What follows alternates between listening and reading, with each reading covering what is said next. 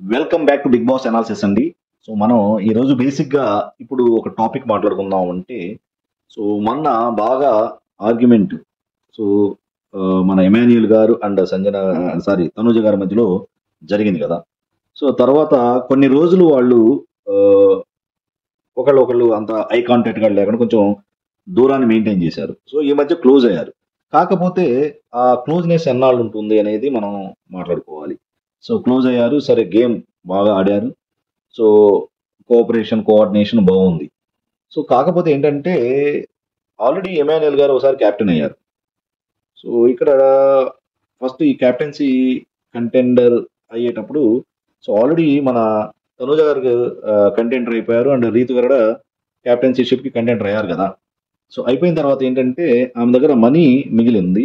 So ఆ money ఏం చేశారంటే, సో మన తనూజ గారు కొంతమంది డిస్ట్రిబ్యూట్ చేసేటప్పుడు ఆ, మీరు అబ్జర్వ్ చేస్తే మన ఎమాన్యుయల్ గారు కూడా అడిగారు. సో ఆటోమేటిక్గా ఎమాన్యుయల్ గారికి కూడా కొంత అమౌంట్ ఇచ్చింది తనూజ గారు. సో దానివల్ల కూడా ఎమాన్యుయల్ గారు క్యాప్టెన్సీ కంటెంట్ రావడానికి అవకాశం కలిగిందనేది నా అభిప్రాయం. సో ఆటోమేటిక్ గేమ్ చాలా బాగా ఆడుతున్నారు అండ్ తనూజ గారు చాలా రోజుల నుంచి కెప్టెన్ అవ్వాలని చాలా విశ్వ ప్రయత్నం చేస్తున్నారు. సో యాక్చువల్గా ఆ టాస్క్ కూడా ఆ హ్యాట్ టాస్క్ అనేది కూడా అంత ఈజీ కాదు, ఎస్పెషలీ లేడీస్ కి చాలా కష్టం. సో యూజువల్గా ఇలాంటి టాస్కుల్లో జెంట్స్ గెలవడం అనేది సర్వసాధారణం. అంతకుముందు చూసిన ఎపిసోడ్లో కానీ సో ఇలాంటి ఫిజికల్ టాస్క్లో లేడీస్ గెలవడం అనేది చాలా కష్టం. సో ఆటోమేటిక్ ఏమైంది, ఆ గేమ్ స్టార్ట్ అయిన తర్వాత సో మన ఎమాన్యుయల్ గారు ఆ హ్యాట్ తీసుకెళ్ళి సంజన గారికి ఇస్తే, సో సంజన గారు వీళ్ళ టీంలో ఉన్న దివ్య గారిని ఎలిమినేట్ చేసేయారు. సో దానికి కొంచెం మన ఎమాన్యుయల్ గారు కూడా కొంచెం చిరాకు పడ్డారు, లైట్ గా కోపడ్డారు సంజన గారి మీద. సో తర్వాత ఇచ్చిన హ్యాట్ తో మాధురి గారు మళ్ళీ ఎమాన్యుయల్ గారు ఏం చేశారు, మళ్ళీ సంజన గారికి ఇవ్వబోయేసరికి మాధురి గారు సైగ చేశారు. సో తేడా అవుతుంది ఏమో నాకు ఇచ్చేయమని. సో ఆటోమేటిక్ గా మన మాధురి గారికి ఇచ్చిన తర్వాత మాధురి గారు చాలా తెలివిగా నిఖిల్ నాయర్ని ఎలిమినేట్ చేయడం వల్ల ఎమాన్యుయల్ గారికి మార్గం సుగమమైంది. యాక్చువల్గా ఎమాన్యుయల్ గారు బాగా ఆడుతున్నారు, దానిలో డౌటే లేదు. సో టాస్క్లు అంటే సో ప్రాణం పెట్టి ఆడతారు, దానిలో డౌట్ లేదు. సో ఎక్సలెంట్గా ఆడారు. So at the same time తర్వాత మనం మాట్లాడుకుందాం ఆ విషయమే. తర్వాత ఏమైంది, తర్వాత మళ్ళీ హ్యాట్ దొరికిన ఎమాన్యుయల్ గారు తనూజ గారికి ఇవ్వబోతుంటే, సారీ సంజన గారికి ఇవ్వబోతుంటే మాధురి గారు ఏం చెప్పారంటే, ఇమ్ము ఆ తప్పు చేయొద్దు మళ్ళీ నాకే ఇవ్వమంటే, సో తనకి ఇచ్చేసిన తర్వాత ఏం చేశారు, Ritu and Tanuja and Emmanuel ఉన్నప్పుడు రీతు గారిని ఎలిమినేట్ చేసేసింది మన మాధురి గారు. సో దానివల్ల లాస్ట్లో రీతు గారు, సారీ తనూజ అండ్ ఎమాన్యుయల్ గారు మిగిలారు. సో తర్వాత కూడా మన ఎమాన్యుయల్ గారు హ్యాడ్ సంపాదించుకొని ఎవరికి ఇవ్వాలి, మాధురిని. తనకి నిజంగా నమ్మకం ఉంటే మాధురి గారి మీద, సో మాధురి అక్క అని పిలుస్తాడు కదా, మాధురి గారికి ఇవ్వాలి. సో ఎందుకని ఇక్కడ మన ఎమాన్యుయల్ గారు డౌట్ పడ్డారు.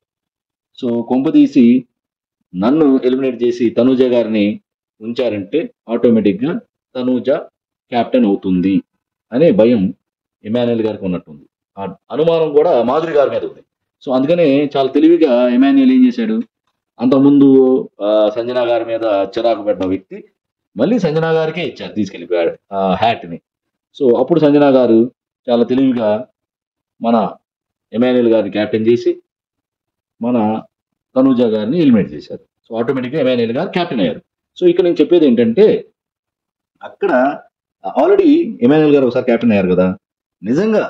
సో అంతకుముందు యాక్చువల్గా వాళ్ళిద్దరి మధ్యలో జరిగిన ఆర్గ్యుమెంట్ వల్ల కానీ సో కొన్ని కారణాల వల్ల సో ఆయనకు ఒక గిల్టీ కాన్షియస్నెస్ ఉంది, గిల్ట్ ఉంది. ఏంటంటే సో అనవసరంగా తనూజ గారు, అసలు యాక్చువల్గా అక్కడ హింట్స్ వచ్చేసినాయి, తనూజ గారు నెంబర్ 1 లో ఉన్నారని మన ఆది గారి యొక్క హింట్ వల్ల. కానీ ఆది గారు వచ్చారు కదా దసరా రోజు, ఆ రోజు దివాళీ రోజు అనుకుంటా, ఆ రోజు తన ఇచ్చిన హింట్ వల్ల కానీ అండ్ మిగతా ఈ అంబటి అర్జున్ అండ్ అమర్దీప్ గారు వచ్చిన హింట్ వల్ల కానీ సో ఆల్రెడీ హౌస్ లో చాలా మందికి తనూజ గారు విన్నింగ్ మెటీరియల్ నెంబర్ 1 లో ఉన్నారనేది అందరికీ తెలిసింది. సో అందుకనే చాలా మంది తనూజ గారితో చాలా చనువుగా ఉండటం స్టార్ట్ చేశారు. సో అందరికి అర్థమైపోయింది, అక్కడ ఎమాన్యుయల్ గారు కూడా అర్థమైపోయింది తనూజ గారు is going to be the winner అని. సో అందుకని కొంచెం ఇదివరకు ఉన్న ఏమంటారు అగ్రెసివ్నెస్, సో ఎస్పెషలీ మన తనూజ గారితో ఉన్న అగ్రెసివ్నెస్ కొంచెం తగ్గించుకొని కొంచెం నార్మల్గా ఫ్రెండ్లీగా తనూజ గారితో ఉండటం మనం అబ్జర్వ్ చేసాం గత 2-3 రోజుల నుంచి. సో ఆటోమేటిక్గా అతను నిజంగా తనూజ గారు పాపం కెప్టెన్ అవటానికి చాలా రోజుల నుంచి ట్రై చేస్తున్నారు. ఈ గేమ్లో ఆమె ఆడలేకపోతుంది. ఆమె ఇచ్చిన మనీతోనే అతను కంటెంటర్ అయ్యాడు, కెప్టెన్సీ కంటెంటర్ అయ్యాడు. లేకపోతే అయ్యేవాడు కాదు. జస్ట్ కొంచెం లాస్ట్ నుంచి 2 వ్యక్తులు 3 వ్యక్తులు ఉన్నాడు అతను కంటెంటర్ అవటానికి. లేకపోతే మన డిమాన్ పవన్ అయిపోయేవాడు. సో నిజంగా తనూజ గారికి హెల్ప్ చేయాలి అని అనుకుంటే, సో ఈయన ఏం చేయొచ్చు అంటే ఎమాన్యుయల్ గారు లాస్ట్లో ఎమాన్యుయల్ అండ్ తనూజ ఉన్నప్పుడు డెఫినెట్గా ఆ హ్యాట్ మన తనూజ గారు తీసుకునేటానికి అతను హెల్ప్ చేయొచ్చు. సో అదే బాండింగ్. సో ఇది గేమ్ అనేది జరుగుతుంది, హెల్ప్ చేయాలని రూల్ ఏం లేదు సుమా.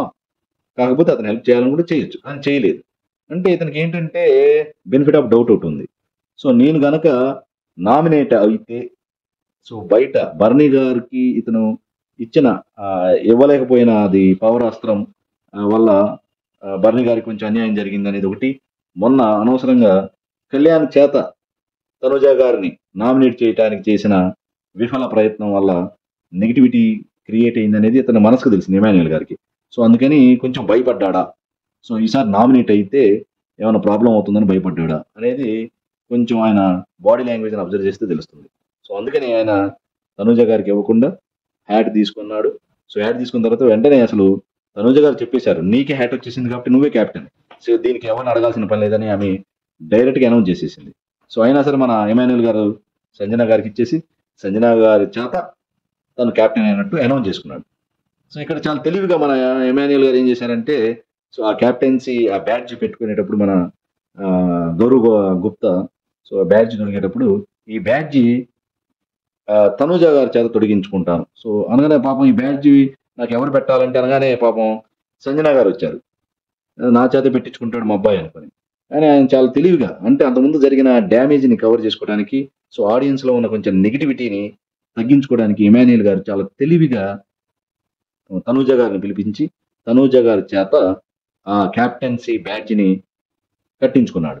సో ఇది ఎమాన్యుయల్ గారి యొక్క తెలివితేటలకి నిదర్శనం. So of course it is a part of game, దానిలో డౌట్ లేదు. ఎమాన్యుయల్ గారు బ్రహ్మాండంగా ఆడారు, ఈ deserves for the captaincy. But ఏంటంటే క్యాప్టెన్సీషిప్ ఒకవేళ తనూజ గారికి ఇచ్చినట్టయితే, అక్కడ కానీ హెల్ప్ చేసినట్టయితే ఎమాన్యుయల్ గారి గ్రాఫ్ ఆ రేంజ్లో వెళ్ళిపోయేది. సో అది చేయలేదు. తర్వాత వెళ్ళిపోయి తనూజ గారికి ఏదో ఏమనుకోవద్దని కొంచెం ఆమెని ఓదార్చడం, ఆమెకి ఏదో దెబ్బ తగిలితే కొంచెం ఆమెను కొంచెం పెసిఫై చేయటం, సో ఆమెను కొంచెం కూల్ చేయటం, ఇవన్నీ చేస్తుంటే అర్థమైందంటే ఓవరాల్గా ఇతనికి అర్థమైపోయింది. సో తనూజ గారితో డైరెక్ట్గా ఎనిమిటీ పెట్టుకుంటే తనకి ఇబ్బంది అనేది ఎమాన్యుయల్ గారు కనిపెట్టారనేది ఆయన బాడీ లాంగ్వేజ్ని బట్టి మనకు అర్థమైంది. So this is the game of the Emmanuel గారు. సో తప్పులేదు. కాకపోతే నేనేమనుకున్నానంటే తనూజ గారికి మాత్రం అవకాశం ఇచ్చినట్టయితే సో ఆయన ఆడియన్స్లో ఆ రేంజ్లో వెళ్ళిపోయేవాడు. సో ఓకే, చూద్దాం, ఆయన భయం ఆయనకు ఉండొచ్చు. సో ఏది నామినేట్ అయితే ఇప్పుడున్న పరిస్థితుల్లో ఎలిమినేట్ అయిపోతానేమో అనే భయం ఉందేమో అని నాకు కూడా అనిపిస్తుంది. అతనికి కూడా అదే ఫీలింగ్ లోపల ఉండొచ్చు. సో దానివల్ల ఇలా ఆడే ఉంటారు మన ఎమాన్యుయల్ గారు అనేది నా యొక్క అభిప్రాయం.